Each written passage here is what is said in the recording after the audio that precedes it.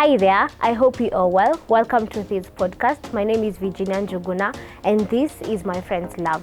So today I would love to ask you a question. What are the lessons you have learned in your years of existence? You might be 24, 28, 32, 62, whichever age. What are the lessons you have learned, and you will love to just pick them up one by one and correct yourself from there? Here are the few that I have learned. Let's dive in.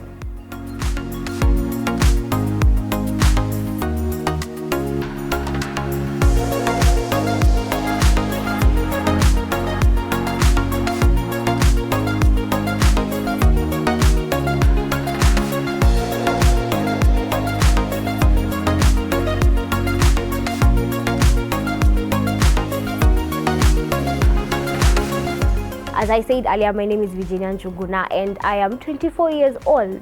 So in my 24 years old, in my 24 years of existing and in this life, I have learned few lessons where I would love to share, because I know the next older me, the next 30 years old me will also have to go through all these things that I am learning every single day. But I am so grateful because I have a friend in Christ who is always there to walk with me in this journey of salvation, and we do this. So my first lesson I have learned is life is not that smooth. Life itself has its ups and downs. It has its ups and downs. And what do I mean when I say it has its own ups and downs? You get to learn and learn again and learn, just repeating every single thing.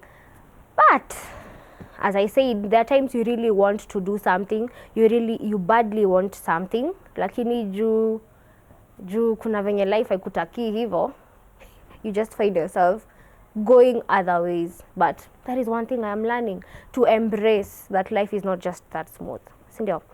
Another thing I am learning is to protect my energy. Hey, we are always told to work on our salvation with fear. This is another thing I always do. The second thing is to guard my energy, because it is easy for some other energy to come out of there and come and disrupt you. One thing I am also grateful to God is because I can detect energy. I can detect bad vibes. I can detect good vibes. But many other times, because I am a very, very social person, sometimes I forget to detect, na overlook. Alafu later ndo nakuja kurealize, Virginia, you already had this, you already felt this, but you didn't work on it. But because you chose to overlook, now see, here are the consequences. You see? But I'm really learning every single day to just work, to really protect my energy at all costs. Another thing I am learning is to celebrate every success, no matter how small or big, and also to celebrate people, the people who are in my life, to celebrate their success. Pesa tu ndo ilitukosea, otherwise zile bash ningekuwa naangushia watu huku nje, stakejua. But I'm learning, no matter ati ulienda ukafanya a small test, then you like, nilifanya tu exam na nikapita. Man, that is something that is worth being celebrated. So I am learning to celebrate every small achievement, no matter how big or small. I am learning every single day to celebrate it, and also to celebrate the people that are in my life, because they need to be celebrated. Hey, another thing is to be brave. Let me tell you one thing. Hii dunia sahi haitaki wanyonge. Haitaki wanyonge. You have to be brave. You really have to go out there, present yourself, present what you have with all braveness. Kuna jina ka hiyo. With all it takes, you have to be really brave, because outside here, si kila mtu anakutakia. For real, we are being real here. Si kila mtu anakutakia. There are people who are happy to see you happy. There are people who are happy to see you sad. But you really have to go out here and just be brave. And unajua hii braveness sometimes haikuangi ati ni wewe, ni God tu kupea braveness, the braveness itself. Because you can go in a place where you're competing, you're several people competing. But if you're brave and you believe in yourself, in what you're going to present, my friend, hata kama hautapita, you are brave. Sindio? I am also learning to be flexible in terms of career-wise, in life. I'm just learning to be flexible every single day, because I'm trying to give an example. When during this COVID period, hey, there are many lessons. I'm sure hata uko na lessons mingi umelearn na hii period ya COVID. I have learned so many things. I was to go and do nursing until COVID happened, and that was because my parents told me, Virginia, you're going to do nursing. I was so annoyed. I can't go do something I don't love. I was so, yani napatana tu mahali na with my dad, because my dad was the one pushing for it. Napatana nae tu mahali hivi, I just feel anger coming out because I hadn't embraced that. Then I'm so grateful to God I encountered someone from our media team. He is our leader, and then he told me, Virginia ni nini mbaya. So I had to explain it to him. His name is Hansel.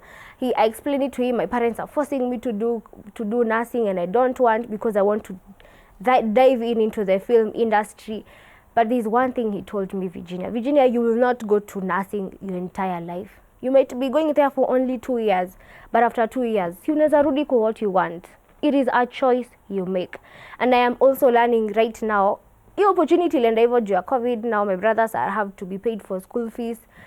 I am happy. At the same time, I'm not happy, because if I had that opportunity right now, I could be doing nursing right now. But ilienda venye ilienda. But every single day I am learning to learn something new. Like, you should be very flexible. From that talk we had with Hansel, I got to realize how you should be very flexible. When opportunities come, you're given a scholarship to go study something, go and study it. Hiyo si ati ndio itakuwa maisha yako. Maybe you didn't want to do that career, but opportunity may come, go and learn. No, usiende with a mentality of, I'll just go then come out. Just go and make sure you learn something out of it. Hii Kanairo inataka wasee wajanja.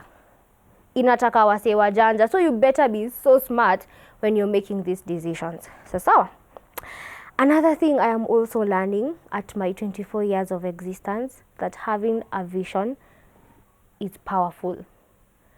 I am reading a book called Courageous Leadership, and it is a talk to young leaders, church leaders, the people who are leading in whichever department, but they are born again. And I'm getting to understand the importance of vision in a leadership setup. But also, I'm also getting to learn the importance of a vision itself as a person, because you'll not be how to compromise some situations down here. You know what you want, you will shoot, like you will go and get what you want, no matter the obstacles. Yes, kuna times life, as I said earlier, life is not that smooth, kuna ups and downs, but if your vision is still straight, you will make it. I know you will make it. Yeah, you will. But also, one thing, even before I proceed, I am so grateful to God that I am alive. I am 24 years old. There are many people we were born with, but they are not here. Like the same year, maybe the same. We're supposed to be 24 together, but many of them hawajamake. I am so grateful to God, not because I deserve being here, not because I am the best out of it, just because of His love and His mercies. I am alive, and that's why I am here to just spread this love. The love that He has shown me. My cup is overflowing with love, so this is what I'm sharing with someone who is the same age as I am, younger or even older, right? So yeah, that is another thing I'm also learning every single day. Another thing that is applying with me as Virginia, not how I perceive people, but me as Virginia. I am learning that wisdom comes with age in me. If I'm giving an example with situations that have happened recently, and I was asking myself, if such a thing happened when I was 21 years old, I could have overreacted. Sometimes najishangaanga, najiuliza, Virginia, no umehandle your situation hivyo. Like, hey, basi wedem una grow, because sometimes situations out here, maybe at work, maybe in friendship, maybe in just life itself, you know how life is. But the way I am getting to just sit down, think twice, and then now know what to do is just amazing. And I am loving this version of me every single day. because I'm not rushing into making decisions. Yes, I know I still have my own faults. I know I still blunder at times, but I'm learning how to just handle things the way I didn't think I could ever handle them. I am so grateful to God. Yes, another thing I'm also learning every single day is to work on myself, and then the rest I leave it to God. Work on myself. Are there weaknesses I have? Are there strengths I have? Are there the SWOT analysis thing that you were taught in high school? In business, I studied business in high school. The SWOT analysis thing, are there things I know I should really be working on? I am working on them step by step. But si ati nafanya kila kitu. I am just letting God to just guide me. Nisi work on things that haziko important in my life. Just in case. Una venye high school tulisomea courses alafu hazitusaidi. Just that's what I'm saying. Like, if you know, you know. I'm also learning that adulting, kuzeeka, it is here and it's here to stay. And it comes with responsibilities. Tukiwa wadogo tulikuwa tunatamani kukua wakubwa. Hey, I wish now I can tell my small brothers and sisters down there, msitamani kukua wakubwa, because hey, responsibilities are coming along the way and you have to face them. You have to embrace them and you have to know how to handle them. Right? Yes, and also I am also learning to really understand my parents. Hey, many other times, I think this is something we should discuss on another episode, about how you have, sometimes you just sit with your parents and you're like, tu ni kama hawakupendi, hawakutaki. But I am really trying to figure their reasoning from a parent's perspective, and I see the love. I see the love. Many other times we could cross, but right now, because I am really understanding their view of things, it's not my view of things, I am getting to now embrace them as they are, try my level best to explain why I know they can understand. But ingine tu mimi naombeanga tu God, please make them understand this. And also I also listen to their advices, because yes, as far as I know, they don't know the current things about this generation. There are things they really tell me and I know they really help me.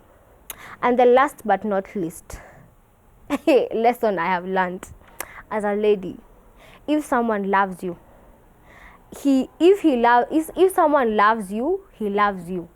Like kunasikianga actions speak louder than words. I tell you, if that person loves you, he loves you.